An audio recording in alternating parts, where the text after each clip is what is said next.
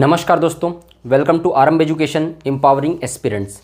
देखिए, आज के वीडियो में हम लोग ग्रामोद्योग वाला जो आजीविका का एक टॉपिक कर रहे थे, है ना, तो वो वाला टॉपिक जहाँ से हम लोगों ने कल ख़त्म किया था वहीं से आज स्टार्ट करेंगे। उसमें हम लोग देखेंगे छत्तीसगढ़ खादी एवं ग्रामोद्योग बोर्ड, है ना, मतलब खादी एवं ग्रामोद्योग के उन्नयन के लिए छत्तीसगढ़ में जो बोर्ड का गठन किया गया है वो, और फिर भारत में जो छत्तीसगढ़ खादी एवं ग्रामोद्योग आयोग का गठन किया गया है वो, ये दोनों वाला टॉपिक जो है, दोनों वाला पोर्शन जो है वो हम लोग कवर करेंगे आज के वीडियो में। आज के वीडियो से 3 से 4 क्वेश्चन आपके पेपर में आए हुए हैं 2012 और 2017 के ईडीओ के पेपर में। तो आज का वीडियो आप लोग के लिए बहुत इंपॉर्टेंट होने वाला है। वहाँ तो वो जो क्वेश्चन आया है वो मॉडरेट लेवल का है, बहुत ज़्यादा टफ नहीं है, लेकिन वो क्वेश्चन जहाँ से आया है मैं उस टॉपिक को पूरा आपको एक्सप्लेन करूँगा ताकि उससे टफ लेवल का भी जो क्वेश्चन आए तो आपसे पूरी तरीके से बन जाए। तो ये जो मैं आज टॉपिक कवर करवाने वाला हूँ वो क्वेश्चन तो आपको कवर होगा ही, जो आपका प्रीवियस ईयर में आया है वो भी कवर हो जाएगा, जो आने की पूरी तरीके से संभावना है, हमको अच्छे से उसको पूरा डिटेल में हम लोग कवर कर लेंगे। तो आज का वीडियो देखने के बाद आपका कोई भी क्वेश्चन जो है वो ग्रामोद्योग वाले पार्ट से नहीं छूटेगा, ठीक है। तो आज का वीडियो हम लोग स्टार्ट करते हैं। अगर आपको वीडियो अच्छा लगे, वीडियो को लाइक करिए, चैनल को सब्सक्राइब करिए, ज़्यादा से ज़्यादा शेयर करिए। देखिए, जो भी कंटेंट आप लोग को मैं प्रोवाइड करा रहा हूँ, आप लोग सब जानते हैं, कोई भी बुक में अभी जो बुक आप लोग लॉन्च हुई है, अगर कोई कहीं आप लोग देखे होंगे कोई बुक होगी, उसमें भी आप लोग देख लीजिएगा, इतना डिटेल आपको कहीं भी नहीं मिलेगा। और आपको अगर कहीं अच्छे से पेपर को अटेम्प्ट करना है तो थोड़ा डिटेल में आपको क्या है पढ़ना पड़ेगा। ऐसा नहीं कि प्रीवियस ईयर पेपर में जहाँ तक आया वैसे ही पढ़ के आप लोग चले जाएंगे तो आप लोग का अटेम्प्ट हो जाएगा। तो मैं अपना बेस्ट देने की कोशिश कर रहा हूँ, आप लोग को बहुत मेहनत कर रहा हूँ आप लोगों के लिए। आप लोग देख भी रहे होगे, वो भी फ्री क्लासेस में, कोई भी इसमें पेड कोर्स नहीं है। और आप लोग जान रहे हैं कि यूट्यूब से कुछ खास स्टार्टिंग में इनकम कोई आता नहीं है, तो एक इनकम वाले पार्ट को मैं साइड में रख के आप लोगों के लिए एफर्ट डाल रहा हूं। तो आप लोग भी उसको समझिए और उस समझ के सपोर्ट करने का कोशिश करिए और ज़्यादा से ज़्यादा अपने फ्रेंड्स में शेयर करिए। पहले जिस तरीके से चैनल ग्रो हो रहा था उसी तरीके से अभी भी आप लोगों को 10K तक पहुंचाना है, उसको उसी तरीके से ग्रो करना है। तो अपने फ्रेंड में जरूर शेयर करिए। बहुत से स्टूडेंट्स देख रहे हैं लेकिन शेयर नहीं कर रहे हैं, ठीक है। तो उस चीज़ को भी आप लोग ध्यान में रखेंगे ताकि मुझे भी मोटिवेशन मिल सके और आप लोगों के लिए बेहतर से बेहतर कंटेंट मैं अवेलेबल करा सकूं। तो आज का वीडियो हम लोग स्टार्ट करते हैं। वीडियो अच्छा लगे तो वीडियो को जरूर लाइक करिएगा, ठीक। अब ग्रामोद्योग का मैं तो आज का वीडियो स्टार्ट करने पे मैं आपको बता रहा हूं कि ग्रामोद्योग का एक डेफिनेशन मैं कल बताया था, एक और आप वो कल वाला सही है, कल वाला भी ध्यान रखना, और ये वाला भी एक और बता रहा हूं। ये वेबसाइट में दिया हुआ है ग्रामीण विकास मंत्रालय के जो ऑफिशियल वेबसाइट में है वो। तो ग्रामोद्योग किसको बोलते हैं? तो ग्रामीण क्षेत्र में स्थित ऐसे किसी उद्योग से है। ग्रामोद्योग का तात्पर्य, ग्रामोद्योग का मतलब ग्रामीण क्षेत्र में स्थित ऐसे किसी उद्योग से है जिसमें प्रति व्यक्ति निवेश मैदानी क्षेत्र में 1 लाख रुपए और पहाड़ी क्षेत्रों में 1.5 लाख रुपए से अधिक ना हो। प्रति व्यक्ति निवेश, यहां पर ध्यान रखना, एक व्यक्ति कोई निवेश कर रहा है, अगर इन्वेस्टमेंट कर रहा है तो वो मैदानी क्षेत्र अगर है तो उसका इन्वेस्टमेंट 1 लाख से ज़्यादा ना हो, और अगर पहाड़ी क्षेत्र में कोई प्लांट डेवलप कर छोटा मोटा कोई उद्योग लगा रहा है तो वो 1.5 लाख से ज़्यादा का ना हो। अगर इससे ज़्यादा का हुआ तो फिर वो सूक्ष्म एवं लघु उद्योग के अंतर्गत कहाँ आएगा? ग्रामोद्योग कहाँ हुआ? छोटा मोटा उद्योग कहाँ हुआ? वो तो बड़ा इंडस्ट्री हो गया। तो 1 लाख से जो कोई भी व्यक्ति, जैसे कि आप कोई एक उद्योग लगाते हैं, तो अगर मैदानी क्षेत्र में अगर आप उद्योग लगा रहे हैं तो फिर वो 1 लाख इन्वेस्टमेंट करेंगे तो आप वो उद्योग ग्रामोद्योग के अंतर्गत आएगा। और अगर पहाड़ी एरिया में आप उद्योग लगा रहे हैं तो 1.5 लाख रुपए इन्वेस्टमेंट होना चाहिए मैक्सिमम, तब वो क्या आएगा? 1.5 लाख मैक्सिमम ना, अधिकतम 1.5 लाख। उससे अगर ऊपर हुआ तो फिर ग्रामोद्योग के अंतर्गत, वो ग्रामोद्योग की श्रेणी में नहीं आएगा। पहाड़ी में ज़्यादा क्यों है? क्योंकि पहाड़ी क्षेत्रों में थोड़ा दुर्गम इलाका रहता है, वहाँ पर माल ढुलाई, ट्रांसपोर्टेशन का कॉस्ट ज़्यादा होता है। आप छोटा आप जो कोई भी उद्योग आपको डेवलप करना है, मशीन को ले जाने लाने का कॉस्ट, रिपेयरिंग का कॉस्ट और उसका फिर इंफ्रास्ट्रक्चर डेवलपमेंट करने का जो कॉस्ट रहेगा वो ज़्यादा रहता है, इसलिए उसको 1.5 लाख किया गया है, ठीक। तो ये डेफिनेशन भी याद रखना, वो डेफिनेशन भी याद रखना, दोनों ही याद रखना। इस बार आने का पूरी तरीके से संभावना है ग्रामोद्योग का ये डेफिनेशन आने का, याद रखना अच्छे से, ठीक है। अब देखते हैं हम लोग छत्तीसगढ़ खादी एवं ग्रामोद्योग बोर्ड, खादी तथा ग्रामोद्योग बोर्ड। देखो, छत्तीसगढ़ में खादी और ग्रामोद्योग के उन्नयन के लिए, मतलब इससे जो लघु एवं कुटीर उद्योग है, हमारा पारंपरिक उद्योग है, उसके उन्नयन के लिए, उसको बढ़ावा देने के लिए एक बोर्ड का गठन किया गया है। ये जो बोर्ड होता है उसी का संचालन करता है, उसी से संबंधित नियम बनाता है, उसको विपणन के लिए मार्केट का एक्सेस देता है। ये सब चीज़ें जो है वो खादी एवं ग्रामोद्योग जो है वो छत्तीसगढ़, ये जो बोर्ड है वो छत्तीसगढ़ में ये काम करता है, ठीक है। तो इसको आप लोगों को ध्यान में रखना है। तो इसका दिनांक क्या है? 20 जुलाई 2001 इसका गठन, छत्तीसगढ़ खादी तथा ग्रामोद्योग बोर्ड का गठन का दिनांक क्या है? 20 जुलाई 2001 को गठन किया गया छत्तीसगढ़ में। तो ये अच्छे से याद रखना इंपॉर्टेंट है। जिसके अध्यक्ष कौन है? राजेंद्र तिवारी है। ठीक है, अध्यक्ष कौन है जिसके? खादी एवं ग्रामोद्योग बोर्ड के राजेंद्र तिवारी। तो ये दोनों चीज को याद रखना है। अधिसूचना, देखो ग्रामोद्योग बोर्ड का गठन जो है एक अधिसूचना जारी करके किया गया है। अधिसूचना क्रमांक 344/116 ग्रामोद्योग 2001 के आदेश के तहत मध्य प्रदेश राज्य में प्रदत्त खादी और ग्रामोद्योग के सभी विधि और विधान छत्तीसगढ़ शासन द्वारा अंगीकृत किए गए हैं। जैसे पंचायती राज में मैं आप लोग को जब पढ़ाया तो बताया था कि पंचायती राज व्यवस्था में छत्तीसगढ़ के लिए कोई अलग से नियम कानून नहीं बनाए गए हैं। जो मध्य प्रदेश के साथ पहले छत्तीसगढ़ अटैच था 2000 से पहले, 2000 में छत्तीसगढ़ अलग हुआ।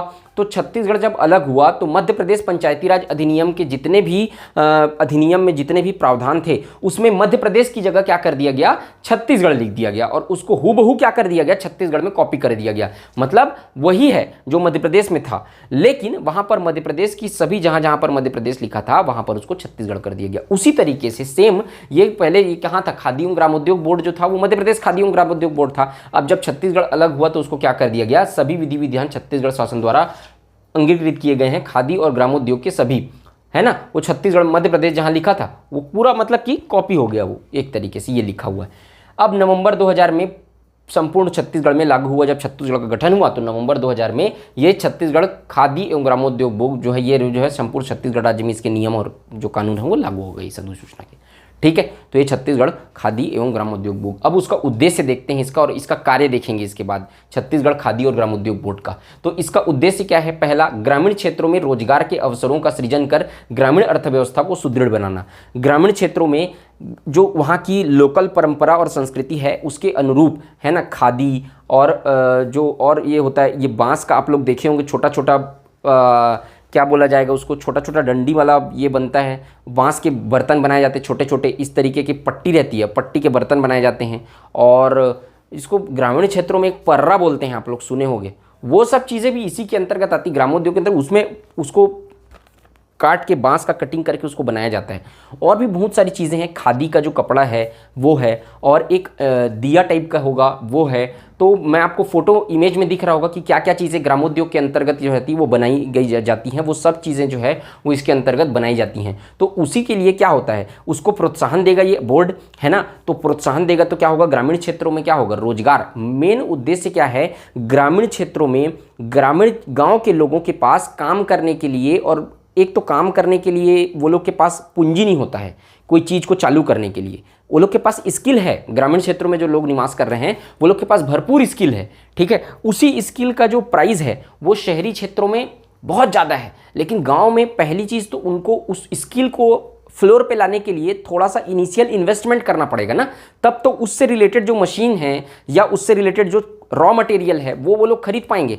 अगर वो लोग के पास पैसा ही नहीं रहेगा तो वो लोग कैसे खरीदेंगे? तो उन्हीं चीज़ों को उनको प्रोवाइड कराना, जिससे क्या मिल सके, वो लोग स्वरोजगार की ओर प्रेरित हो सके, वो लोग सेल्फ डिपेंडेंट बन सके।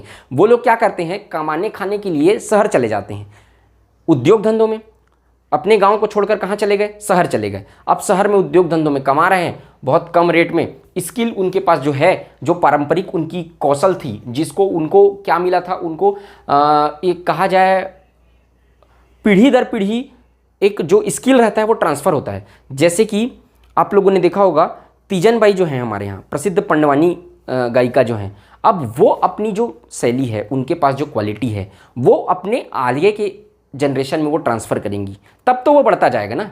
आप लोगों ने देखा होगा बहुत सारे, तो कोई एक एग्जाम्पल भी लेते हैं। अगर कोई व्यक्ति अगर गुपचुप भी बेच रहा है तो एक अच्छा गुपचुप अगर बनाता है, पानी पूरी अगर अच्छा बनाता है, तो वो अपने बच्चे को उसको सिखाएगा, तो वो जो स्किल है वो ट्रांसफ़र होगी। उसी तरीके से ग्रामीण क्षेत्र में भी हर स्किल पीढ़ी दर पीढ़ी जो होती है वो पारंपरिक रूप से ट्रांसफ़र होती रहती है। ठीक है, तो अब अगली पीढ़ी को सिखाने के लिए, अगली पीढ़ी जब सीखेगी उसको, तब तो वो चीज़ें आगे आत्मनिर्भर बन पाएगी अगली पीढ़ी। अब वो लोग कहाँ चले जाते हैं? अपनी स्किल को मार के। क्यों स्किल को? अब इंसान के पास अच्छा कौशल है, वो अच्छा काम कर सकता है, लेकिन उसके पास इनिशियल इन्वेस्टमेंट करने के लिए पैसा नहीं है। वो क्या कर जाता है? शहर चला जाता है। शहर जाके किसी इंडस्ट्रीज़ में काम करने, दूसरे के अंडर में काम करना चालू कर देगा, उसके अनुसार काम करेगा, वहाँ तो उसको कम पैसा मिलेगा, अपना स्किल को वो ख़त्म कर देगा। मतलब जिस काम से वो अच्छा अपने गांव में रहते हुए आत्मनिर्भर बन सकता था, अपनी पीढ़ी को बढ़ा सकता था, वो चीज़ों को उसने ख़त्म कर दिया इनिशियल इन्वेस्टमेंट नहीं होने के चलते। तो वही चीज़ को ये बोर्ड जो है वो आत्मनिर्भर बनाने के लिए, अर्थव्यवस्था को सुदृढ़ करने के लिए ये प्रोवाइड करता है, अवसर प्रोवाइड करता है। ठीक, और क्या क्या देखते हैं अपन, विक्रय योग्य वस्तुओं का निर्माण कर विकेंद्रित अर्थव्यवस्था को प्रोत्साहन देना। ठीक है, ऐसी वस्तुओं का निर्माण करने को प्रोत्साहन देना जो बेची जा सके, जिससे पैसा मिल सके। और विकेंद्रीकृत अर्थव्यवस्था का मतलब समझते हैं, विकेंद्रीकृत अर्थव्यवस्था का मतलब होता है, देखो केंद्रीकृत अर्थव्यवस्था का मतलब क्या होगा, एक किसी चीज से, भारत में मान लो जाए एक इंडस्ट्रीज है कोई चीज का, जैसे कि टेलीकम्युनिकेशन इंडस्ट्रीज है, जैसे कि जियो है। अब ये जियो क्या हुआ, मोनोपोली क्रिएट हो चुका है जियो का। एक टाइम पे जियो ने क्या किया, बहुत जब लॉन्च हुआ जियो तो उसने क्या किया, बहुत सस्ते प्लान देने चालू किए। शुरू के 2-3 साल तो फ्री दे दिया पूरा, तो बाकी क्या हुआ, जो एयरटेल था, जो आइडिया था और बाकी टेलीकम्युनिकेशन सेक्टर जो कंपनीज थी, वो क्या की उस समय पूरा ध्वस्त हो चुकी थी। ठीक है, अब ये क्या हुआ, पहले लोगों के पास ऑप्शन था, क्योंकि ये जो रहते थे महंगे दे रहे थे, ये फ्री में लॉन्च कर दिया तो लोग पूरे किसके पास आ गए, जियो के पास आ गए अब लोग। तो इसी को बोलते हैं मोनोपोली, मतलब केंद्रीकृत हो जाना। अब पूरे लोग किसके ऊपर डिपेंड हो गए, जियो के ऊपर। अब जियो ने धीरे धीरे बढ़ाना चालू किया, हालांकि अपना ट्रस्ट अभी भी बनाए रखा है जियो ने, कब बाकी लोगों से सस्ता प्लान दे रहा है। लेकिन आप सोचिए, कोई भी व्यक्ति अगर एक चीज के ऊपर डिपेंड हो गया, मतलब मार्केट में कंपटीशन को इसने खत्म कर दिया, तो जब कंपटीशन नहीं रहेगा, मोनोपोली क्रिएट हो जाएगी, तो जब ये प्राइस हाइक करेगा और ये कंपनियां डूब जाएंगी जब, तब तक, ठीक है, ये प्राइस हाइक करेगा, एक ही ऑप्शन आपके पास रहेगा, आपके पास ऑप्शन नहीं रहेगा, ये कंपनियां डूब जाएंगी, तो आप तो डिपेंडेंट हो गए ना जियो के ऊपर। उसके बाद फिर एक रात में कंपनी खड़ी नहीं हो सकती फिर, तो इसी को बोलते हैं मोनोपोली, एक छत्र राज।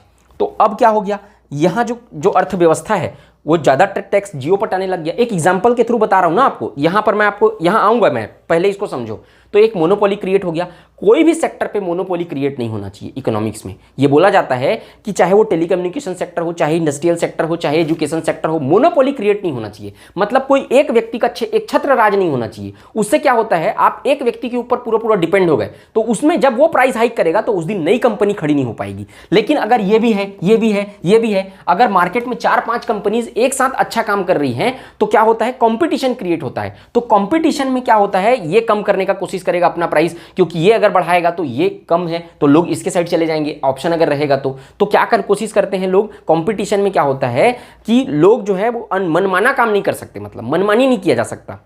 ठीक है, नहीं तो इसके कस्टमर इसके साइड चले जाएंगे, हर सेक्टर की बात कर रहा हूं। तो मोनोपोली क्रिएट नहीं होनी चाहिए, केंद्रीकरण नहीं होना चाहिए अर्थव्यवस्था का, विकेंद्रीकृत रहना चाहिए। इससे बेनिफिट होता है पब्लिक को।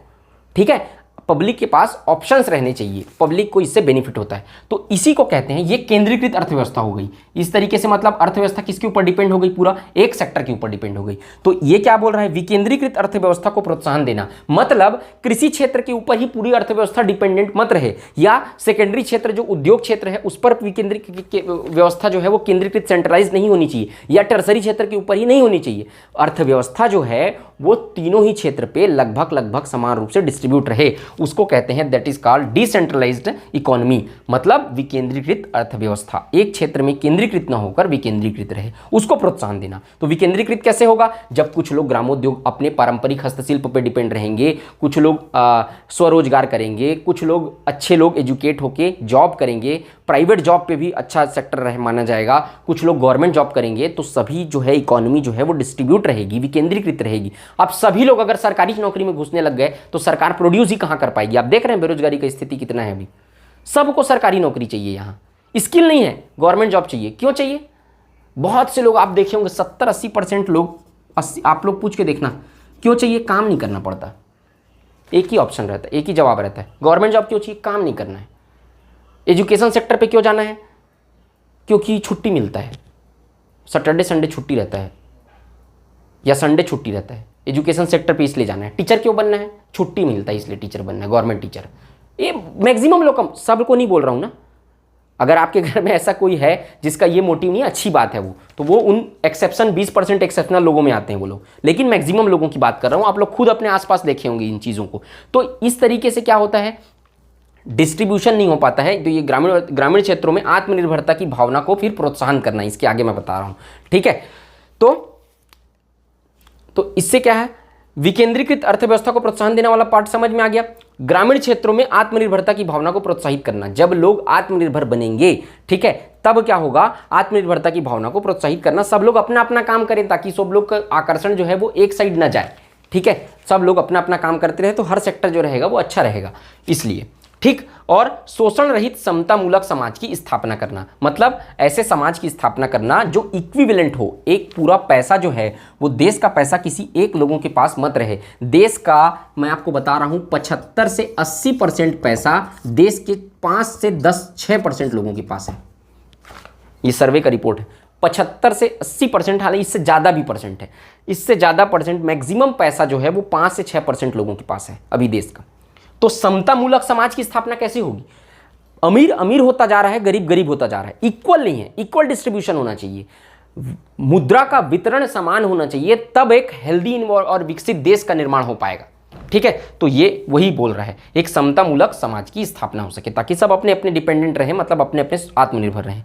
और क्या इसका उद्देश्य है? खादी और ग्रामोद्योग की स्थापना हेतु उद्यमी को प्रोत्साहित करना। अब यही खादी और ग्रामोद्योग के लिए ये वाला जो बताया था डेफिनेशन, उसकी स्थापना करने के लिए उद्यमी को प्रोत्साहित करना ताकि वो बाहर जाके दूसरे पर डिपेंडेंट ना रहे, स्वरोजगार की ओर प्रेरित हो, आत्मनिर्भर भारत बने और लोग रोजगार नौकर बनने का कोशिश मत करें, सेल्फ डिपेंडेंट बनने का कोशिश करें, रोजगार नौकरी पाने की कोशिश ना करें, नौकरी देने की कोशिश करें। अभी जो प्रेजेंट गवर्नमेंट है वो सबसे ज़्यादा फोकस इसी पे कर रही है कि लोग रोजगार प्राप्त करने वाले नहीं, लोग रोजगार देने वाले बनाना चाहती है वो, क्योंकि आप जानते हैं जो प्रधानमंत्री जी हैं वो अहमदाबाद से हैं, तो जो लोगों का माइंडसेट रहता है ना वो पूरा ज्योग्राफिकल कंडीशन पे डिपेंड करता है। अहमदाबाद में जो गुजरात है, गुजरात में मैक्सिमम लोग जो हैं वो क्या करते हैं, स्वरोजगारी हैं, मतलब बिजनेसमैन हैं, ठीक है, तो वो उस क्षेत्र से आए हुए हैं, तो उनका पूरा फोकस जो है वो किस पे है, रोजगार नौकरी पाने वालों में से नहीं है, नौकरी देने वालों में बनो, ये बोलने का मतलब है उनका। तो सेल्फ डिपेंडेंट बनाना चाहते हैं वो देश को, इसीलिए देखे होंगे आप लोग गवर्नमेंट सेक्टर का प्राइवेटाइज करते जा रहे हैं वो, तो उनका पूरा जो वर्तमान सरकार है उसका फोकस उसी ओर है, जो बहुत कुछ मामलों में बहुत अच्छा भी है जो, ठीक है। तो इस तरीके से चीजें हैं, तो यही ये चाहता है, ग्रामोद्योग की स्थापना होता है उद्यमी को प्रोत्साहित करना। नेक्स्ट, खादी और ग्रामोद्योग के लिए संयंत्र, मशीनें और उपकरणों को प्रदाय कर कच्चे माल की आपूर्ति को सुनिश्चित करना। अब ये खादी एवं ग्रामोद्योग के लिए क्या लगेगा, मशीन वगैरह लगेगा ना, तो और लगेगा रॉ मटेरियल लगेगा, तो उसको ये बोर्ड जो है वो फाइनेंस करता है, उसको प्रोवाइड करता है, और कच्चे माल जो रॉ मटेरियल लगेगा उसको भी प्रोवाइड करता है। ये उसका उद्देश्य है। तो ये इंपॉर्टेंट है, ये उद्देश्य को आपको डिटेल में मैं समझा दिया हूँ, इसको ध्यान में रखना। अब इसके काम को देख लेते हैं। कार्य को मैं यहाँ पे लिखा नहीं हूँ, मैं आपको बोल के बता रहा हूँ, आप लोग लिखते जाएंगे इसके काम को। मैं इसको कार्य को लिखता तो एक ही बोर्ड को बताने में पूरा खत्म हो जाता आज का क्लास, तो मैं आपको यहाँ पे बता दे रहा हूँ, आप लोग नोट करते जाइए। प्रमुख कार्य लिखना, फर्स्ट नंबर, खादी तथा ग्रामोद्योग के सेक्टर। देखो मैं स्पीड में बोल रहा हूँ, आप लोग उसको रिवाइंड भी कर सकते हैं, आप लोग उसको सेटिंग पे जाके उसको स्पीड को स्लो भी कर सकते हैं, आप लोग जैसा चाहे आप लोग कर सकते हैं, ठीक है ना। तो मैं जो है वो जल्दी जल्दी बोलते जा रहा हूं। पहला, फर्स्ट नंबर का कार्य, खादी और ग्रामोद्योग के सेक्टर के कार्यों का नियोजन और उन्नयन करना। नियोजन मतलब उसका योजना बनाना, और उन्नयन करना मतलब बढ़ाना, लेवल को अप करना, उसको एक्सपांड करना। सेकंड, खादी तथा ग्रामोद्योग क्षेत्र की विक्रय योग्य वस्तुओं का उत्पादन और विक्रय करना। खादी योग्य जो वस्तु है ना,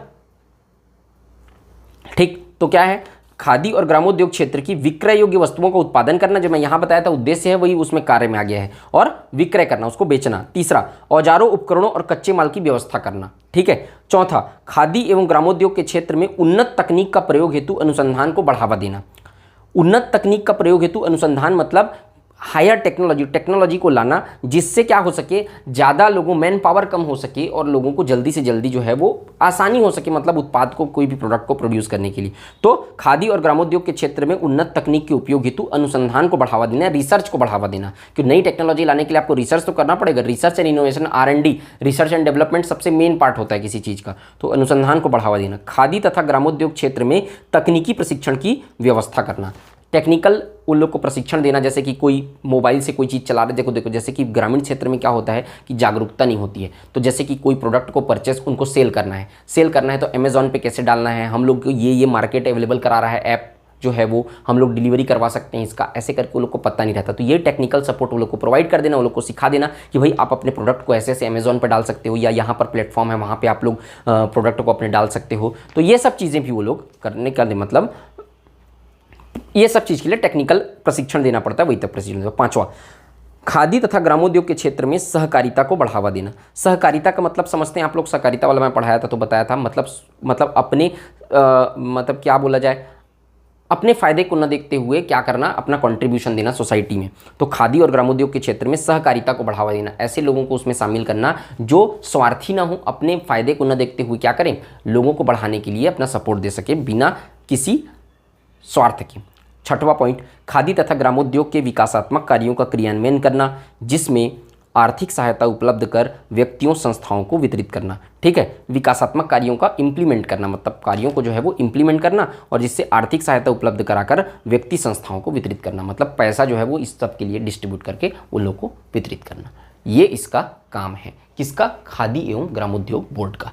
तो ये वाला जो पार्ट है वो आपका खत्म होता है, खादी एवं ग्रामोद्योग बोर्ड। अब हम लोग देखेंगे खादी एवं ग्रामोद्योग आयोग। ये बहुत इंपॉर्टेंट है क्योंकि ये आया हुआ है पेपर में, यहाँ से क्या क्वेश्चन आया हुआ है, 2 से 3 क्वेश्चन यहीं पर बताऊंगा आपको, आप अच्छे से नोट करते हुए चलना। खादी एवं ग्रामोद्योग आयोग, अब ये खादी एवं ग्रामोद्योग आयोग जो है वो 9 मई 2007 को भारत, ये इंडिया का है ना, मैं भारत के पर्सपेक्टिव में बता रहा हूँ, 9 मई 2007 को भारत सरकार कार्यों का आवंटन है ना, नियमावली, भारत सरकार की जो नियमावली है जिसमें कार्यों का आवंटन किया गया है, उसमें 1961 के संशोधन के फलस्वरूप है ना, 1961 के संशोधन के फलस्वरूप लघु उद्योग मंत्रालय और कृषि एवं ग्रामीण उद्योग मंत्रालय का विलय करके सूक्ष्म लघु एवं उद्यम मंत्रालय बनाया गया, का निर्माण किया गया। देखो मैं आपको ये बता रहा हूँ यहाँ पर इस फर्स्ट पॉइंट में, सूक्ष्म लघु एवं उद्यम मंत्रालय पहले नहीं था, लेकिन उसको संशोधन करके 2 मंत्रालय को मिला के सूक्ष्म लघु एवं उद्यम मंत्रालय का गठन किया गया। ये मंत्रालय बहुत इंपॉर्टेंट है, 2 क्वेश्चन इस मंत्रालय से आया हुआ है, इसलिए आपको मैं इसके बारे में डिस्क्राइब कर रहा हूँ। देखो ये जो सूक्ष्म लघु और उद्यम मंत्रालय है, इसी मंत्रालय के अधीन आता है हम लोग का खादी एवं ग्रामोद्योग मंत्रालय जो है। खादी एवं ग्रामोद्योग मंत्रालय किसके अधीन आता है, सूक्ष्म लघु और मध्यम उद्यम मंत्रालय के अंतर्गत आता है। और सूक्ष्म लघु और मध्यम उद्यम मंत्रालय जो है वो क्या किया गया है, 9 मई 2007 को भारत सरकार की नियमावली 1961 में संशोधन के कारण 2 मंत्रालय को मिलाया गया है, लघु उद्योग मंत्रालय और कृषि और ग्रामीण उद्योग मंत्रालय, 2 को मर्ज करके, विलय करके सूक्ष्म लघु और मध्यम उद्यम मंत्रालय का गठन किया गया है। और इसी सूक्ष्म एवं लघु उद्योग मंत्रालय के अंतर्गत अधीन आता है खादी एवं ग्रामोद्योग मंत्रालय। तो पहला क्वेश्चन, खादी एवं ग्रामोद्योग मंत्रालय किस मंत्रालय के अधीन आता है, ये पेपर में आ चुका है आपका। तो सूक्ष्म और लघु और मध्यम उद्यम मंत्रालय के अधीन आता है, आया है। देखो ये जो आपका, अच्छा इसको पूरा लिखना है ये वाले नाम को, सूक्ष्म एवं लघु उद्योग सूक्ष्म लघु एवं मध्यम उद्योग मंत्रालय, ठीक है, सूक्ष्म लघु एवं मध्यम उद्योग मंत्रालय के अधीन खादी है ना, मतलब खादी एवं ग्रामोद्योग मंत्रालय जो है वो सूक्ष्म एवं लघु उद्योग मंत्रालय के अधीन आता है, ऐसे करके पूरा लाइन को लिखना। उसके बाद इसकी जो स्थापना है, ठीक है, इसकी जो स्थापना है खादी एवं ग्रामोद्योग आयोग, ये जो खादी एवं ग्रामोद्योग आयोग है उसकी स्थापना संसद द्वारा पारित अधिनियम 1956 के तहत हुई है। ये क्वेश्चन आए हैं, ठीक है, तो ये भी इंपॉर्टेंट है। ये क्वेश्चन आया है आपका 2017 में आया, ये वाला 2012 में आया है, ठीक है। तो इसकी स्थापना, खादी एवं ग्रामोद्योग आयोग की स्थापना जो है संसद द्वारा पारित अधिनियम 1956 में, जो संसद द्वारा पारित अधिनियम, तो कब पारित हुआ था ये अधिनियम, ये क्वेश्चन में आया, पेपर में आया हुआ। संसद द्वारा पारित अधिनियम 1956 में जो संसद द्वारा अधिनियम पारित हुआ था, जो 61वां नंबर का था, उसके द्वारा खादी एवं ग्रामोद्योग आयोग की स्थापना की गई है। क्लियर है, ये आया है। तो पिछले बार अब ये भी आ सकता है कि कौन सा नंबर का अधिनियम था, ये भी आ सकता है कि ये तो आ ही चुका है पहले, तो यहाँ से 3 क्वेश्चन तो यहीं पे से आया हुआ है। तो आप लोग अच्छे से इसको ध्यान में रखना, और चूंकि यहाँ से क्वेश्चन आए हैं इसलिए मैं खादी एवं ग्रामोद्योग आयोग को पूरा कवर कर रहा हूँ अब, ठीक। तो अपन इसको पूरा पढ़ लेते हैं, और भी अगर कोई क्वेश्चन आएगा तो आपसे नहीं छूटने वाला है। इस खादी एवं ग्रामोद्योग आयोग का मुख्य उद्देश्य क्या है, अब यहाँ छत्तीसगढ़ में काम करना है ये लोग का, लगभग यही उद्देश्य है इसका, मैं बताता हूँ आपको। खादी ग्रामोद्योग विकास योजना तैयार करना, खादी एवं ग्रामोद्योग के लिए। अब ये पूरा भारत में योजना तैयार करती है, छत्तीसगढ़ में योजना तैयार करती है, छत्तीसगढ़ में है तो विकसित करना, उसको संगठित करना, ग्रामीण क्षेत्रों में खादी एवं ग्रामोद्योग की विकास योजना तैयार करना, उसको विकसित करना और संगठित करना, इसका काम है खादी एवं ग्रामोद्योग आयोग का पहला काम। दूसरा उद्देश्य, ठीक है, दूसरा उद्देश्य, कार्य बाद में देखेंगे, उद्देश्य पहले देख लेते हैं। दूसरा उद्देश्य है सबसे कम प्रति व्यक्ति आय निवेश के साथ ग्रामीण क्षेत्र को विकेंद्रित तौर पर गैर कृषि रोजगार सृजन के अवसरों के निर्माण का सबसे बड़ा संगठन है। देखो ये किसके निर्माण का संगठन है, गैर कृषि रोजगार सृजन, ये वाले पॉइंट को ध्यान में देना। गैर कृषि रोजगार सृजन, मैं आपको क्या बताया था जब मैं पढ़ा रहा था, हरित क्रांति पढ़ा रहा था, 80% पॉपुलेशन जो है वो किस पे, कृषि पे निर्भर है, वो कृषि पे से संबंधित रोजगार के कार्यक्रमों पर निर्भर है। 80% जो पॉपुलेशन है वो, ठीक है। तो अब मैक्सिमम लोग तो किस पे निर्भर हो गए, कृषि पे, तो दूसरे सेक्टर पे भी लोग को रोजगार मिल सके, इसलिए गैर कृषि रोजगार का सृजन करना इसका मुख्य उद्देश्य है। और उसके अवसरों के निर्माण का सबसे बड़ा संगठन है। ये क्या करता है, नॉन एग्रीकल्चरल सेक्टर को टारगेट करके क्या करता है, उसमें रोजगार का सृजन करता है। और सबसे कम प्रति व्यक्ति आय निवेश, मतलब एक व्यक्ति को सबसे कम खर्चा करना पड़े और उसका सब खर्चा भी कम करना पड़े, इन्वेस्टमेंट भी कम करना पड़े, और उसको क्या मिल जाए, गैर कृषि रोजगार मिल जाए, नॉन एग्रीकल्चरल सेक्टर पे क्या मिल जाए, उसको इंप्लॉयमेंट मिल जाए। ये इसका मेन फोकस है। ये वाले सेकंड नंबर पॉइंट को अच्छे से याद रखना ना, यही को घुमा घुमा के पूछेगा। सबसे कम प्रति व्यक्ति आय निवेश, मतलब मिनिमम इन्वेस्टमेंट के साथ ग्रामीण क्षेत्रों में विकेंद्रित तौर पर, विकेंद्रित मैं समझा दिया हूं, गैर कृषि रोजगार सृजन के अवसरों का निर्माण का सबसे बड़ा संगठन है कौन, खादी और ग्रामोद्योग आयोग। क्लियर, एक एक मतलब वर्ड का मतलब समझना, ठीक। और इसका काम क्या है, रोजगार उत्पन्न करना तो बता दिया, स्वरोजगार सेल्फ डिपेंडेंट बनना, अपना कोई स्टार्टअप चालू करना, कौशल निर्माण स्किल को डेवलप करना, मैं बताया था ग्रामीण क्षेत्रों में लोगों के पास बहुत सारे स्किल रहता है, उसको थोड़ा थोड़ा बूस्टअप करना, टेक्निकल हस्तांतरण, तकनीक का हस्तांतरण करना, वो आपको मोबाइल से संबंधित मैं एग्जांपल देके समझाया था। अनुसंधान एवं विकास जो इसका है था, रिसर्च एंड डेवलपमेंट, और विपणन मतलब कि मार्केट एक्सेस करवाना, बेचने की सुविधा उपलब्ध कराना।